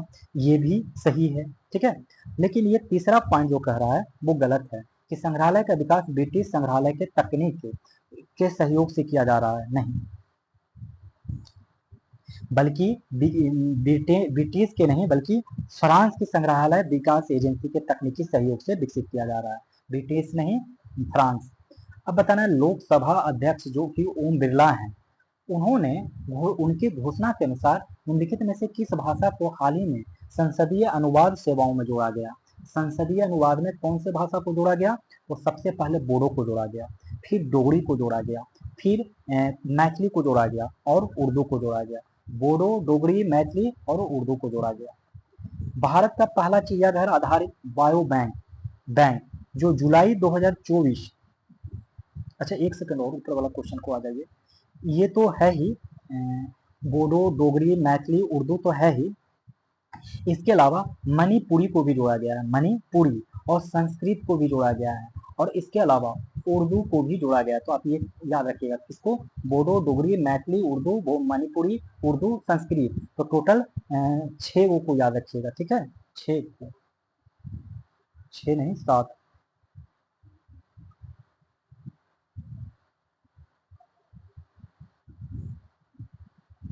ठीक है, तो आइए हम लोग शुरू करते हैं अब आगे। उर्दू तो है ही, ये उर्दू तो है ही। ठीक है, 6। तो अगला ये क्वेश्चन क्या कर रहा है? ये हुआ है नहीं हुआ? चलिए हम इसको बता ही देते हैं। भारत का पहला चिड़ियाघर आधारित बायो बैंक जो जुलाई 2024 में लागू होगा, निम्नलिखित में से किस स्थान पर स्थापित किया गया है? तब वो किया गया पद्मानाज नायडू हिमालयन प्राणी उद्यान पश्चिम बंगाल में। पद्माज नायडू हिमालयन प्राणी उद्यान पश्चिम बंगाल में। अगला प्रश्न कह रहा है कि हाल ही में अंतर संसदीय संघ आईपीयू की 150वीं सभा निम्नलिखित में से किस देश में आयोजित हुई है? तब वो आयोजित हुई है उज्बेकिस्तान में। कहाँ? उज्बेकिस्तान में। हाल ही में अंतर संसदीय संघ आईपीयू की 150वीं सभा निम्नलिखित में से किस देश में आयोजित हुई? तो उज्बेकिस्तान में। हाल ही में यूनेस्को ने अपने ग्लोबल जियो पार्क नेटवर्क में 16 नए स्थल जोड़े हैं। इसके साथ ही 2025 तक दुनिया भर में ग्लोबल जियो पार्क की कुल संख्या कितनी हो जाएगी? तो वो हो जाएगी 229। कितना हो जाएगा? 229। हाल ही में यूनेस्को ने अपने ग्लोबल जियो पार्क नेटवर्क में 16 नए स्थल जोड़े हैं। इसके साथ ही 2025 तक दुनिया भर में ग्लोबल जियो पार्क की कुल संख्या कितनी हो जाएगी? 229। कितना हो जाएगा? 229, जो कि टोटल 50 देशों में फैले हुए हैं। 50 देशों में 229 फैला हुआ है। कौन सा देश दुनिया का पहला देश बन गया है जिसने सभी नई पंजीकृत यात्री कारों के लिए 100% इलेक्ट्रिक वाहन अपनाए हैं? अब वो है देश नॉर्वे। कौन सा देश दुनिया का पहला देश बन गया है जिसने सभी नई पंजीकृत यात्री कारों के लिए 100% इलेक्ट्रिक वाहन अपनाए हैं? नॉर्वे। पूरी तरह से आर्टिफिशियल इंटेलिजेंस AI का उपयोग करके बनाई गई दुनिया की पहली फीचर फिल्म के बारे में निम्नलिखित में से कौन सा कथन सही है? तो वो है कि इसका शीर्षक द विजार्ड ऑफ ओज है और इसे गूगल और मैग्नोपस स्टूडियो द्वारा निर्मित किया गया है।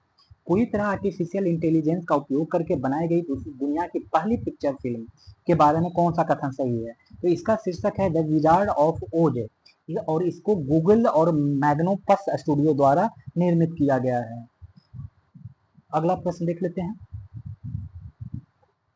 हाल ही में फिलीपींस में निम्नलिखित में से किस ज्वालामुखी के फटने से निकासी अलर्ट और उड़ानों में व्यवधान उत्पन्न हुए हैं? तो वो व्यवधान उत्पन्न हुआ है माउंट कैनलानोन। कौन सा? माउंट कैनलाओन। हाल ही में फिलीपींस में निम्नलिखित में से किस ज्वालामुखी के फटने से निकासी अलर्ट और उड़ानों में व्यवधान उत्पन्न हुए हैं? तो माउंट कैनलाओन, जो कि फिलीपींस में है। और कौन से द्वीप है फिलीपींस के? तो निग्रोस द्वीप पर है। 125 नंबर की तरफ बढ़ते हैं और 125 नंबर में देखिए भारी भरकम क्वेश्चन है। कह रहा है, फिर भी हम लोग देखेंगे।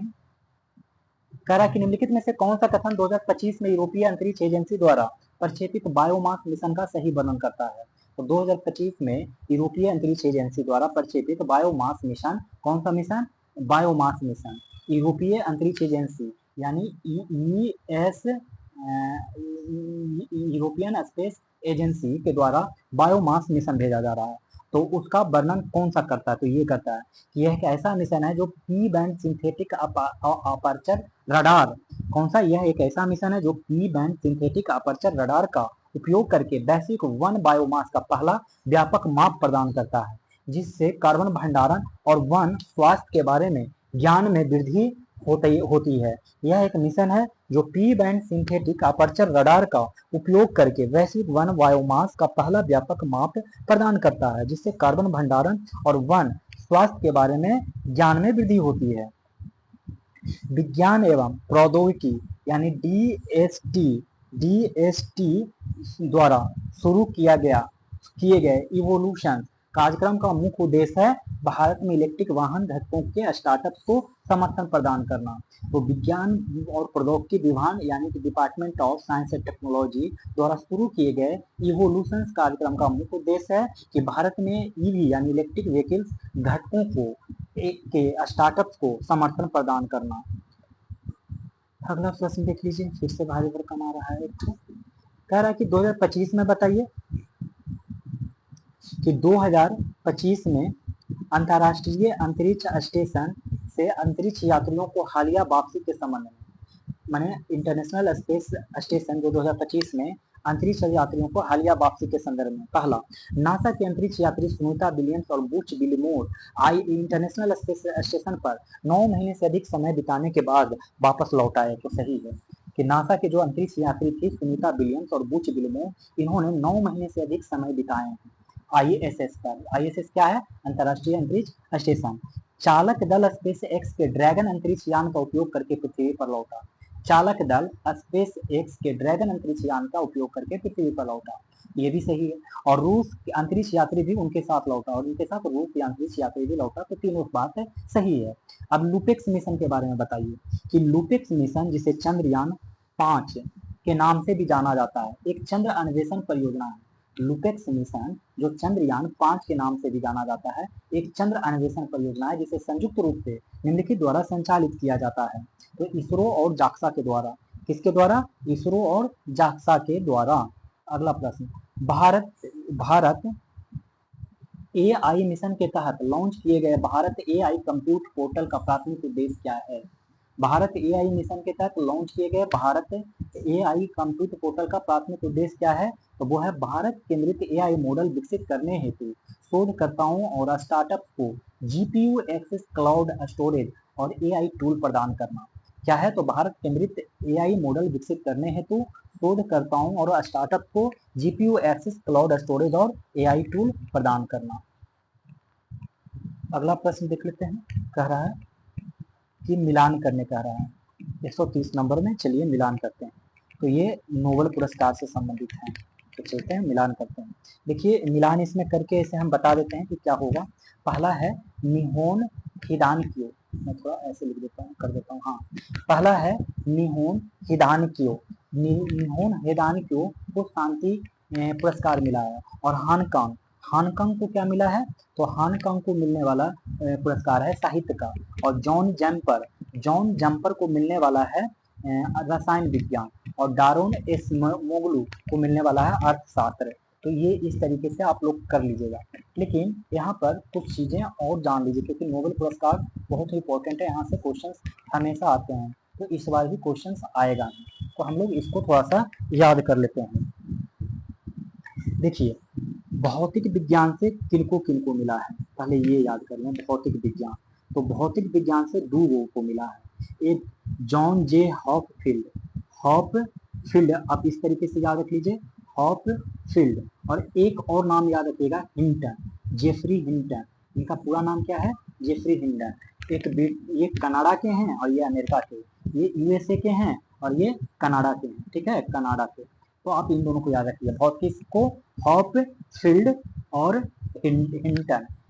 देखिए हॉपफील्ड, जितना भी फील्ड वगैरह पढ़ते हैं, मैग्नेटिक फील्ड, इलेक्ट्रिक फील्ड, ये सब कहाँ पढ़ते हैं? फिजिक्स में पढ़ते हैं। तो हॉपफील्ड, और सोचिए कि वो फील्ड कैसा है? हाफ है, तो इस तरह से याद रख लीजिएगा। और हिंटन, और हमेशा हिंट होता रहता है, हिंटन, जैसे मिल्टन का बोतल, ये सब कहाँ पढ़ने को मिलता है? फिजिक्स में। तो आप फिजिक्स से ऐसे करके याद रखिएगा, जहाँ हिंटन और फील्ड आ जाए तो वो भौतिक होगा। अब देखिए साहित्य के क्षेत्र में, पहले रसायन देख लेते हैं, रसायन, ताकि सारा सब्जेक्ट हो जाएगा। रसायन में किनको मिला है? डेविड बेकर को मिला है, बेकर, ठीक है। और जॉन जैम्पर को मिला है, जॉन जैम्पर को मिला है। और हसाविस को मिला है, हसाविस को मिला है। 3 लोगों को मिला है रसायन में। तो जितना मैं याद करवा रहा हूँ वही याद करिएगा। ये दोनों यूएसए से हैं, ये दोनों यूएसए से हैं। और ये ब्रिटिश के हैं, ब्रिटिश माने ब्रिटेन के हैं। हसाविस कहाँ के हैं? ब्रिटेन के। देखते हैं जितने भी इंग्लैंड के लोग रहते हैं हंसते रहते हैं, ऐसा सोच लीजिए। और ये तो के बेकर हैं और जम्पर हैं। याद किसे रखना है? देखिए आप जब केमिस्ट्री के लिए किताब पढ़ते होंगे एनसीईआरटी, तो हर चैप्टर में हर जितने भी एक्टिविटी होता होगा उसमें दिखाया जाता है, वो ऐसे रहता है कि एक बीकर लीजिए और बीकर में ये चीज डालिए, तेल डालिए, पानी डालिए, कुछ भी डाला जाता है तो बीकर में, यानी बेकर हो गया। बेकर से क्या याद रखिएगा? रसायन विज्ञान को मिला था।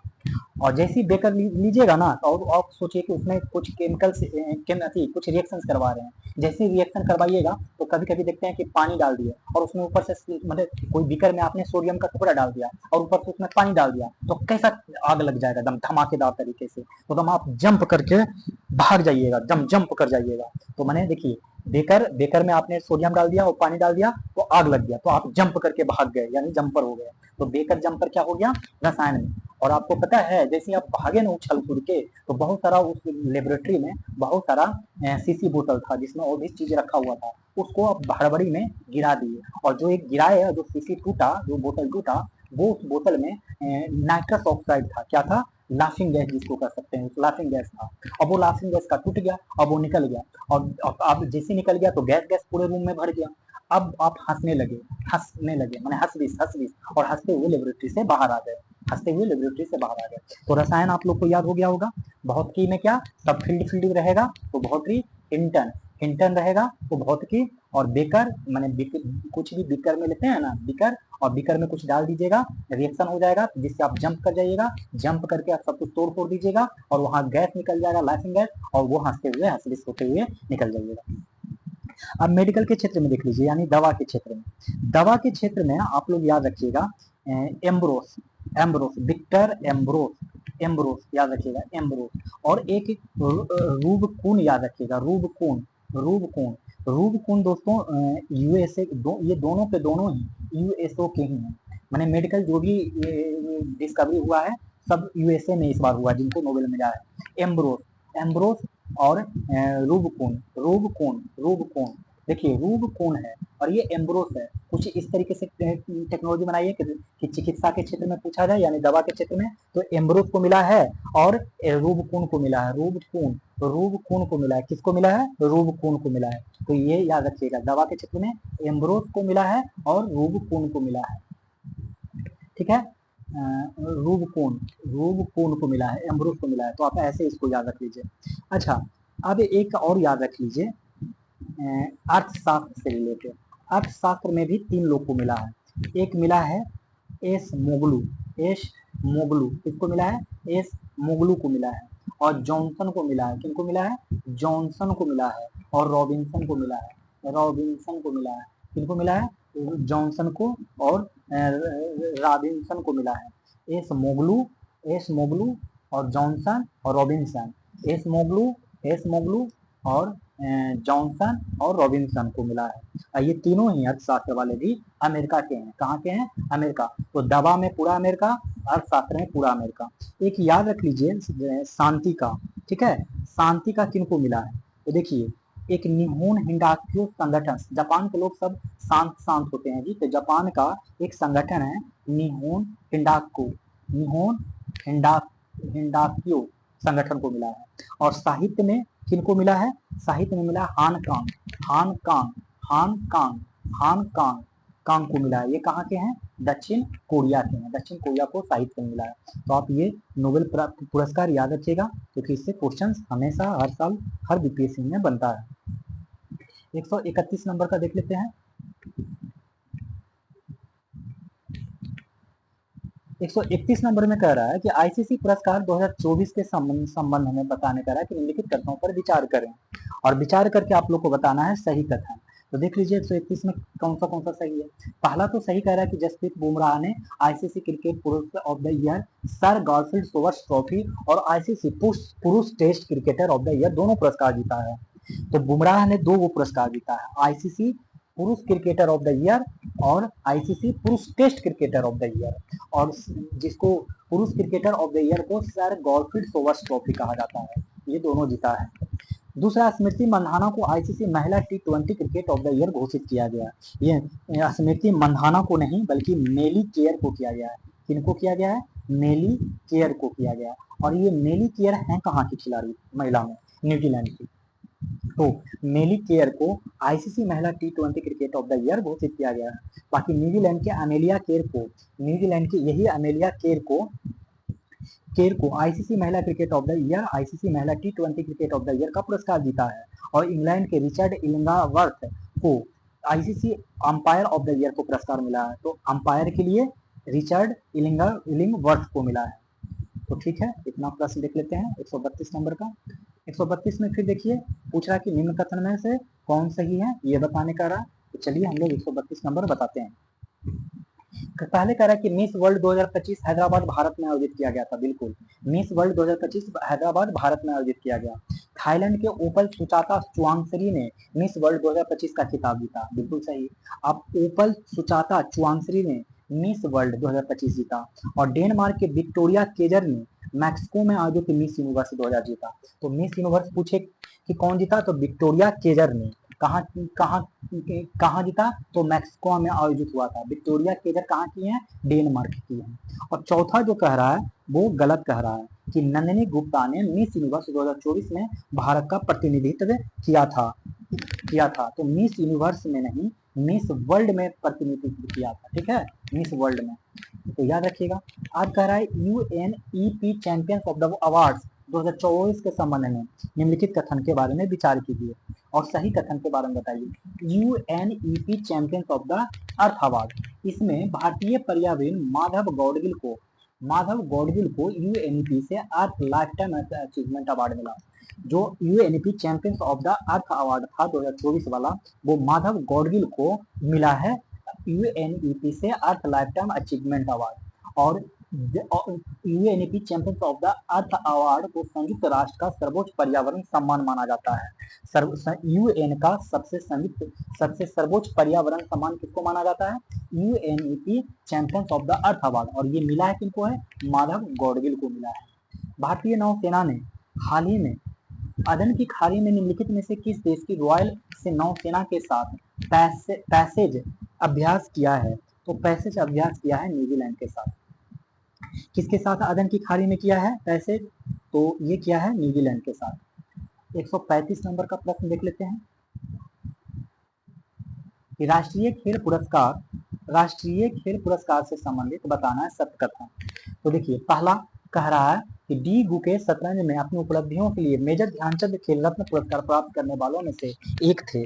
डी गुकेश को, जो कि शतरंज से संबंधित है, इनको भी मेजर ध्यानचंद खेल पुरस्कार मिला है। तो पहला चीज तो डी गुकेश को मेजर ध्यानचंद खेल पुरस्कार मिला है। ठीक है, तो इतना याद रखिएगा। दूसरा पॉइंट कह रहा है कि 2024 में कुल 32 खिलाड़ियों को अर्जुन पुरस्कार प्रदान किया गया। 2024 में कितने खिलाड़ियों को अर्जुन पुरस्कार, 32 खिलाड़ियों को, जिनमें शारीरिक रूप से सक्षम और पैरा खेल दोनों श्रेणियों में एथलीट्स शामिल थे। ठीक है, अब लास्ट इसमें कह रहा है कि हरमनप्रीत कौर को महिला हॉकी में उनके प्रदर्शन के लिए खेल रत्न पुरस्कार दिया गया है, नहीं।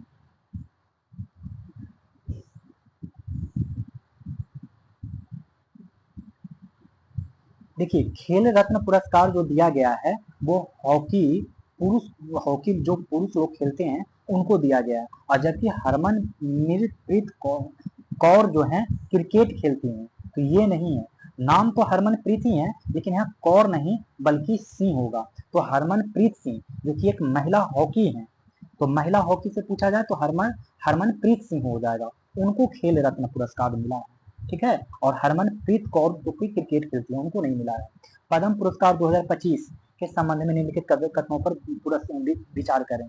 तो देखिए, पद्म पुरस्कार में पहला कथन क्या कह रहा है कि 2025 में 139 पद्म पुरस्कार की घोषणा की गई, जिनमें पद्म विभूषण, पद्म भूषण और पद्मश्री शामिल था। तो ये बात बिल्कुल सही है। तो इससे मैं बता देता हूँ कि टोटल 7 गो पद्म विभूषण मिला है, और पद्म भूषण 19 को, और पद्मश्री 113 गो मिला है। 7 पद्म भूषण, 19 पद्म विभूषण, 7 गो पद्म भूषण 19 गो, और 113 गो पद्मश्री।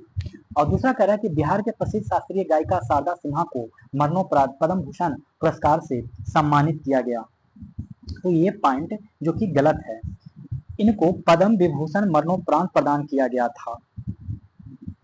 क्या प्रदान किया गया था, पद्म भूषण नहीं बल्कि विभूषण, जो कि बहुत ही अच्छा होता है। तो शारदा सिन्हा को पद्म विभूषण किया गया। और जापान के व्यापार और उद्योग जगत की एक प्रमुख हस्ती ओसामू सुजुकी को मरणोपरांत पद्म विभूषण से सम्मानित किया गया। जापान के व्यापार और उद्योग जगत के एक प्रमुख हस्ती ओसामू सुजुकी को मरणोपरांत पद्म विभूषण से सम्मानित किया गया। तो ये बात बिल्कुल क्या है, सही है। अगला प्रश्न देख लेते हैं कि हाल ही में कौन सा देश आर्टेमिस समझौते का 54वां हस्ताक्षरकर्ता बना, जिसे नासा के सहयोग से शांतिपूर्ण और सतत अंतरिक्ष अन्वेषण के लिए प्रतिबद्धता जताई। तब वो देश था बांग्लादेश। क्या, कौन सा देश था, बांग्लादेश। हाल ही में कौन सा देश आर्टेमिस समझौते का 54वां हस्ताक्षरकर्ता बन गया, जिसने नासा के सहयोग से शांतिपूर्ण और सतत अंतरिक्ष अन्वेषण के लिए प्रतिबद्धता जताई, बांग्लादेश। अब बताना है भारतीय साहित्य पुरस्कार के संबंध में। तो भारतीय साहित्य पुरस्कार के संबंध में कि छत्तीसगढ़ के पहले लेखक विनोद कुमार शुक्ल के 59वें ज्ञानपीठ पुरस्कार से सम्मानित किया। 59 नंबर का ज्ञानपीठ पुरस्कार किनको दिया गया? तो छत्तीसगढ़ के हैं लेखक विनोद कुमार शुक्ल को दिया गया।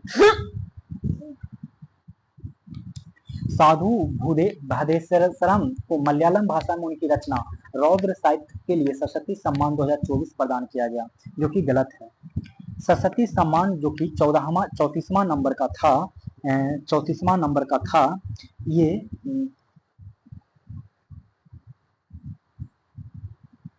ये मलयालम के लिए नहीं किया गया था। ये मलयालम की भाषा के लिए नहीं, बल्कि इनको किया गया था संस्कृत कार्य के लिए किया गया था। यहाँ पे लिख दीजिए संस्कृत के लिए, ठीक है। तो साधु भद्रेश दास को संस्कृत भाषा में उनकी रचना रौद्र सात्विकम के लिए 34वां सरस्वती पुरस्कार दिया गया। और पुष्पा भारती को हिंदी रचना के लिए यादें के लिए व्यास सम्मान 2023 प्रदान किया गया। यादें के लिए व्यास सम्मान पुरस्कार से सम्मानित किया गया, और ये 2023 में किया गया। 33 नंबर का था। अब 139 में देख लीजिए, कह रहा है कि कौन सा कथन सही है किसके लिए? 2024 में भारत द्वारा हस्ताक्षरित प्रमुख समझौता ज्ञापनों के संबंध में निम्नलिखित कथनों पर विचार कीजिए। वर्ष 2024 में भारत द्वारा हस्ताक्षरित प्रमुख समझौतों ज्ञापन पर सही बताइए। तो पहला सही है कि भारत ने लिथियम अन्वेषण और खनन के क्षेत्र में सहयोग के लिए अर्जेंटीना के साथ समझौता पर हस्ताक्षर किया। अर्जेंटीना के साथ समझौता पर हस्ताक्षर लिथियम अन्वेषण और खनन क्षेत्र में किया। और भारत ने गुजरात के लोथल में एक समुद्री विरासत परिसर के विकास के लिए वियतनाम के साथ एक समझौता किया। भारत ने वियतनाम के साथ समझौता किया, वो किया गुजरात के लोथल में एक समुद्री विरासत परिसर के लिए। 140 नंबर का प्रश्न देख लीजिए। 140 में चक्रवाती है और एक तरफ प्रभावित क्षेत्र है, तो इसको देख लीजिए कि चक्रवात जो शक्ति है बंगाल की खाड़ी में भारत के पूर्वी तट को प्रभावित किया था। चक्रवात शक्ति किधर किया था? तो बंगाल की खाड़ी, भारत के पूर्वी तट।